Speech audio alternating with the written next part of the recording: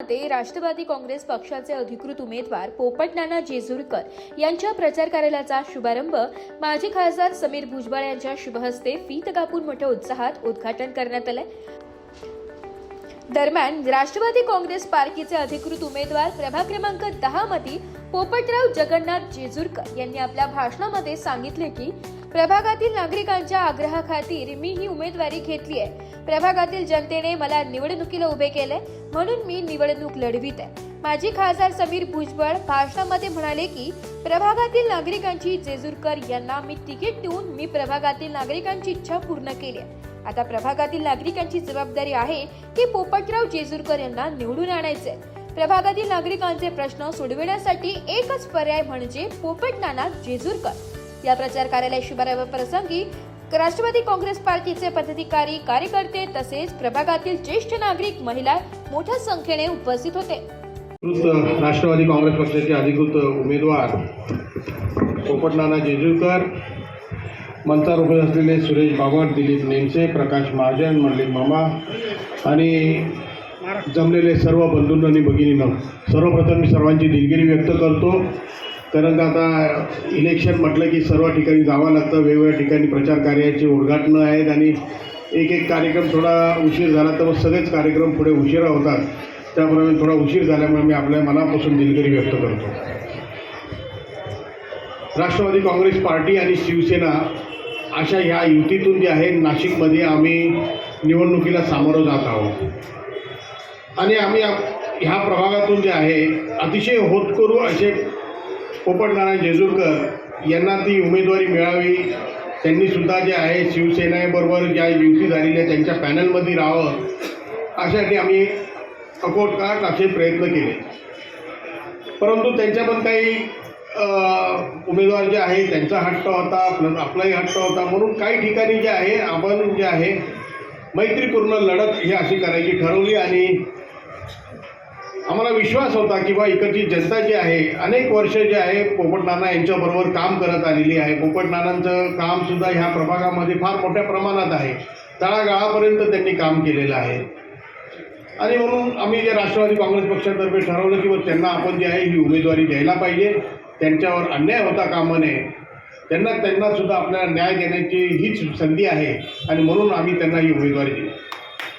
आता सर्वप्रथम म्हणजे आपल्याला ही उमेदवारी करताना आपल्याला एकच लक्षात ठेवायचं आहे की आपल्या प्रभागाचा विकास, आपल्या सुखादुःखामध्ये धावून येणारा माणूस कोण, आपल्या अडीअडचणीमध्ये धावून येणारा माणूस कोण, आपल्या अनेक समस्या असतात, छोट्या छोट्या समस्या असतात, रस्त्याच्या समस्या आहे, पाण्याच्या समस्या आहे, गटारीच्या समस्या आहे, विजेच्या समस्या आहे, रेशन कार्डाच्या समस्या आहे, दाखला असं काढायचे त्याच्या समस्या असतात, कॉर्पोरेशनमध्ये वेगवेगळ्या परमिशनच्या असतात त्याच्या संदर्भामध्ये असतात, शाळेचा प्रश्न असतो। या सर्व प्रश्न जर सोडवायचे असतील आणि त्याच्यासाठी जर आपल्याला कोण आपला हक्काचा माणूस जर पाहिजे असेल तर पोपट नाना जेजुरकर यांची उमेदवारी ही त्यासाठी एकदम जी आहे अतिशय महत्त्वाची अशी आहे। कारण का आम्हाला माहिती कल्पना आहे की बाबा ह्या प्रभागामध्ये जी जनता आहे त्यांचे जे प्रश्न सोडवण्याची जाण असताना जर आपण जर माणूस दिला तर निश्चितपणे जनता त्यांच्या पाठीशी नक्की उभी राहणार आणि म्हणून आदरणीय भुजबळ साहेबांच्या माध्यमातून आपण बघितलं तर गेले अनेक वर्ष जे आहे ह्या नाशिकचं कायापालट करण्याचं काम केलं, नाशिकला एका वेगळ्या स्तरावर नेलं। मी खासदार असताना, साहेब पालकमंत्री असताना आपण या नाशिकमध्ये जे अनेक विविध जे आहे मोठमोठ्या योजना आणल्या। आपण जे मुंबई नाशिकचा रस्ता केला, नाशिकचा जो मोठा फ्लायओव्हर केला, त्या माध्यमातून आज जे आहे जी ट्रॅफिकची जी समस्या कितीतरी पटीने जी आहे ती दूर झाली। पर्यटन वाढीच्या दृष्टीने जे आहे आपण बोट क्लब आणलं, सप्तशृंगी गडावर जर आपण गेला असेल तर सप्तशृंगी गडावर साहेबांनी जे फॉनिक्युलर ट्रॉली जी आहे भारतात सर्वप्रथम जी आहे आणि एकमेव ट्रॉली जी आहे ती आपल्या सप्तशृंगी गडावर आहे, जेणेकरून आपल्या माता भगिनींना जे आहे आईचं दर्शन घेता यावं यासाठी साहेबांनी ती जी आहे फॉनिक्युलर ट्रॉली केली। सुसज्ज असं एअरपोर्ट बांधलं, आज त्या एअरपोर्टच्या माध्यमातून जे आहे हजारो प्रवासी येतात जातात, दळणवळणाच्या ज्या आहेत साधनं जे आहेत सुरू झाली। आज जे आहे त्याच्यामुळे एवढं डिमांड वाढला की आता अजून एक जे आहे आपल्याला एअरस्ट्रीप करावी लागते, अजून एक नवीन तिकडे एअरपोर्ट उभा करावं लागतंय। त्या माध्यमातून जे आहे उद्योगधंदे वाढले, मोठमोठ्या इंडस्ट्रीज इथे यायला सुरू झाल्या. कारण का इंडस्ट्री यायची असेल तर त्याला पण ती मागणी होती की आम्हाला चांगले रस्ते पाहिजे, रेल्वे सुविधा पाहिजे, चांगले हॉटेल्स पाहिजे, चांगला एअरपोर्ट पाहिजे. तरच खऱ्या अर्थाने आपल्याला सुद्धा रोजीरोटी मिळेल, आपल्याला सुद्धा हाताला काम मिळेल. आपली सुद्धा वेगवेगळी छोटी छोटी दुकानं असतात, ती दुकानं चालली पाहिजे आणि लोकांना मिळायला पाहिजे. आणि हे सर्व करण्यासाठी एक मोठं इन्फ्रास्ट्रक्चर उभं करायचं असतं. तर ते काम जे आहे भुजबळ साहेबांच्या माध्यमातून आपण गेले अनेक वर्ष केले. परंतु हे सगळं करत असताना जे आहे आपल्याला आपल्या नगरीची जर सेवा करायची असेल, नगरीचे ज्या छोटे छोटे जे प्रश्न जे आहेत ते जर सोडवायचे असेल तर त्यासाठी सुद्धा भुजबळ साहेबांच्या विचाराचा, अजितदादांच्या विचाराचा माणूस जो आहे तो इथे पाहिजे, जेणेकरून ते कामं आपली जी आहे ती सोडवली गेली पाहिजे. आजही जे आहे काही नसताना सुद्धा आमचे कार्यकर्ते बाकीचे आहे, बाकीच्या प्रभागातील असतील, ह्या प्रभागातील असतील, पोपटनाना असतील, वेळोवेळी येतात, कामं करून जातात. कारण का शेवटी प्रत्येक माणसाचं काम जे आहे हे होणं महत्त्वाचं आहे. त्याला प्रत्येक जी काय अडीअडचण आहे त्याची ती सोडवली गेली पाहिजे ही त्याची इच्छा असते. आणि ते सर्व करण्यासाठी भुजबळ साहेबांच्या आशीर्वादाने आपल्यासमोर जेजुरकर यांना जे आपण उमेदवारी दिलेली आहे, आपण अतिशय प्रचंड बहुमताने त्यांना विजयी करून आपल्या अडीअडचणी सोडवण्यासाठी, आपल्या हक्काचा माणूस, आपले प्रश्न सोडवण्यासाठी आणि उद्याच्या उज्ज्वल भविष्यासाठी आपल्या मुलाबाळांचा, कारण आपल्याला चांगले रस्ते पाहिजे, गटारी साफ झाल्या पाहिजे, स्वच्छता असली पाहिजे, रोगराई पसरता कामा नये ह्याची सुद्धा दक्षता घ्यायला पाहिजे, चांगलं शिक्षण मिळालं पाहिजे. आणि याची सगळ्याची जी जबाबदारी जी आहे पोपटनाना जेजुरकर हे नक्कीच पार पडतील, आपल्या सर्वांच्या आशीर्वादाने पार पडतील एवढी मी आपल्यासमोर ग्वाही देतो. पुन्हा एकदा आपल्या सर्वांचं मनापासून आभार व्यक्त करतो. धन्यवाद. तुम्ही लेट जरी आलात तरी पण एकही हल्ला नाही कोणी का म्हणजे भाऊंचं भाषण ऐकायचं. मला सांगितलं समाधान भाऊंनी का फक्त शीतकापतीनं जातील, पण सगळे म्हणत होते की भाऊंचं भाषणच ऐकायचं.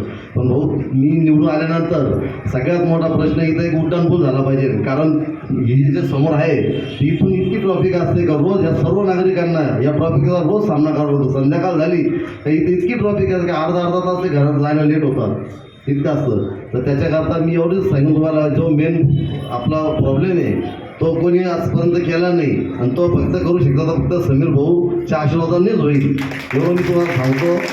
आणि लाईट पाणी रस्ते याच्यासाठी मी कधी कटिबद्ध राहील तुमच्यासाठी. तुम्हाला माहिती मी हंडा मोर्चा काढला होता, तो मी बसमध्ये जाऊन हंडा मोर्चा काढला होता. भाऊ हंडा मोर्चा इतका साथ दिली या महिलांनी का अक्षरशः तो हंडा मोर्चा पूर्ण नाशिक शहरात गाजला होता. सर्व बसमध्ये बसून आम्ही हंडा मोर्चा काढला होता. आणि तेव्हा काढल्यानंतर जे अधिकारी होते ज्यांनी आमचा पाण्याचा प्रॉब्लेम सॉल्व्ह केला होता त्यांचा आम्ही मंदिरात सत्कारसुद्धा केला होता का जेणेकरून. परंतु झालं काय की 2 महिन्यानंतर परत तीच परिस्थिती आली आमच्यावर. तर ते अधिकारी सांगायचे का त्या पाईपलाईनच खराब झालेल्या आहेत.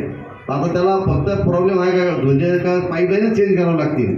आणि इथले जे नगरसेवक होते आम्ही त्यांच्याकडे वारंवार जायचो. तर तेव्हा या महिलांनी मला आग्रह धरला का नाना हे नगरसेवक जर आपलं काम करते नाही इथून पुढं तुम्ही तयारी करा नगरसेवकसाठी. आणि त्यावेळेस मी यांच्या आग्रह खातीर मी ही उमेदवारी घेतली. नाही तर मी समाजसेवा करत होतो 25 वर्षापासून. परंतु मी राजकारणामध्ये नगरसेवक म्हणून उभं राहायचं हे कधीच ठरवलं नव्हतं. फक्त हे जनतेने मला उभं केलं म्हणून मी राहिलो. आज तुमचा आशीर्वाद आहे का मला तिकीट मिळालं. ज्या दिवशी तिकीट मिळालं भाऊ त्या दिवशी या महिला अक्षरशः रडत होत्या तिकडे मंदिरावर, इतकं भावून गेलेलं होतं. आनंद जितका झाला चांगला. कारण मी त्यांना सांगितलं तिकीट जर नाही भेटलं तर मी अपक्ष फॉर्म भरणार नाही असं मी स्पष्ट सांगितलं होतं. आणि जेव्हा तुम्ही शेवटच्या क्षणाला यांचं मन धरलं तर त्यावेळेस अक्षरशः जेव्हा मला हे मिळालं तर त्यावेळेस त्यांचे डोळे झाले लाल झालेले होते. तर याच्यावरून भाऊंनी आपल्याला तिकीट दिलं. पण आता निवडून आहे जबाबदारी तुमची सगळ्यांची. आणि भाऊ हे इतक्या घराघरात जाऊन प्रचार मनापासून करतात का कोणताही एक शब्दसुद्धा कोणत्या इतर उमेदवारांशी वाईट बोलती नाही. फक्त माझ्या पोपटनानांना एक घड्याचं एकच मत द्या, 3 तुम्ही कुठेही द्या असं बिनधास्त सांगत असतात. तर त्याच्यामुळं आपण हे तुमचा प्रचाराची जी रूपरेषा बघितली आणि ज्या दिवशी आपण मागच्या शनिवारी जी रॅली काढली त्या रॅलीला जो तुम्ही सगळ्यांनी भरपूर साथ दिली ते बघून समोरच्यांचे धाबे दणाणले. म्हणून त्यांनी काही गोष्टी मला माघारी घेण्यासाठी प्रयत्न केला. पण भाऊ खंबीर माझ्यासमोर उभे होते. मी भाऊंना सांगितलं का मी भाऊ काही झालं तरी मला लढायचंच आहे. कारण माझ्या नागरिकांची तशी इच्छा आहे की मी लढावंच म्हणून. आणि एकच वेळ लढायचं मला. मी निवडून आलो तरी परत राजकारणात उभं राहणार नाही आणि पडलो तरी राहणार नाही, हा शब्द मी पहिल्या याच्याकडून सोडून घेतला होता भाऊ. हे मनापासून सांगतो का आम्हाला फक्त एकच वेळेस 5 वर्ष सेवा करते मला जनतेची, नंतर मी समाजसेवा आयुष्यभर करता येईल, परंतु या राजकारणाचा पिंडा माझा नाही येतो. फक्त यांच्या आग्रह खातर मी एवढं सगळं करत गेलो. हां, तर त्यामुळं धन्यवाद. तेव्हा आता तुमच्या सर्वांची इच्छा मी पूर्ण केली, त्यांना तिकीट देऊ. आता तुमच्या सर्वांची जबाबदारी आहे की त्यांना निवडून आणायचं, आणि त्यांना निवडून आणल्यानंतर माझी जबाबदारी आहे तुमचे प्रश्न सोडवायचे. पण कुठल्याही परिस्थितीमध्ये तुम्हाला पुढचे 5-6 दिवस जे आहे अहोरात्र मेहनत घ्यावी लागणार आहे, घरोघरी जावं लागणार आहे, लोकांपर्यंत पोचावं लागणार आहे, त्यांच्याकडे विनंती करावी लागणार आहे, आणि कुठल्याही परिस्थितीत आपले प्रश्न सोडवण्यासाठी एकच पर्याय म्हणजे पोपट नाना जेजुरकर. धन्यवाद. जीव घालतील, वेगवेगळ्या समाजाच्या भागाच्या वेगवेगळ्या पद्धतीचे आम्ही दाखवले जातील, परंतु योग्य उमेदवार जर निवडून दिला तर तुम्हाला 5 वर्षे त्यांच्या दारासमोर जाण्यासाठी जागा राहील. हे 2 दिवसाचे जी आमिष असेल, 1500 रुपयांचा जर भागीला 365 दिवस केले, 365 गुणीला जर 5 वर्षे केले तर मला वाटतं 50 पैसे दिवससुद्धा आपल्याला, तर 50 नाही पैसेसुद्धा दिवस आपल्याला ते मिळत नाही. 500-1000 रुपयाने काही होत नाही. प्रत्येकजण आता सक्षम आहे, स्वाभिमान आहे, प्रत्येकाच्या घरात मुलगा इंजिनियर आहे, कोणाचे पती नोकरीला आहे. बोलले जे ते बोलले ते आम्ही मागच्या 25 वर्षापासून बघत आलोय. पप्पा दिवस असो रात्र असो काहीही असेल, काही काम असेल नसेल, त्यांना कुठूनही फोन आला, जेवण करत असतील नसतील ते पहिले जातात. एक फोन आला की जिथे तिथे कोणाचीही मदत करायला हजर असतात. आणि त्यामुळेच मी सगळ्यांना सांगेल की जर आत्ता त्यांच्याकडे अधिकार नाही आहे, त्यांच्याकडे सत्ता नाही आहे काही करण्याची, त्यांची ही तळमळ आहे की त्यांनी लोकांसाठी करावं, ते आत्ता करतात. पण काही गोष्टी करण्यासाठी त्यांना निर्णय घेण्यासाठी त्यासाठी त्यांची ही सगळी धडपड चालू आहे.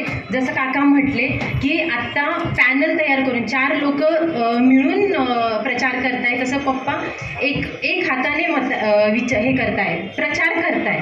तर मग त्यामुळेच त्यांची ती धडपड आहे की ज्या गोष्टी इथे सुधारणा झालेली नाही आहे, ज्या गोष्टींची कमी आहे, त्या गोष्टी त्या करवून आणतील. म्हणून सगळ्यांना विनंती आहे की सगळ्यांनी पप्पांना भरघोस मतांनी विजयी करा. तुम्हाला कधीही कोणत्याही गोष्टीची ती कमी पडणार नाही. एक तुमच्यातलेच व्यक्तिमत्व आहे. जेव्हा मी आता प्रचार करते मला तेव्हा सगळे सांगतात, आम्ही ओळखतो त्यांना, आम्ही स्वतःहून ओळखतो त्यांना, आमची ओळख त्यांच्यासोबत एक आहे. त्यामुळे आणि काका जसं बोलले की एक मत पप्पांना. ब्युरो रिपोर्ट, नाशिक लोकशाही न्यूज, नाशिक.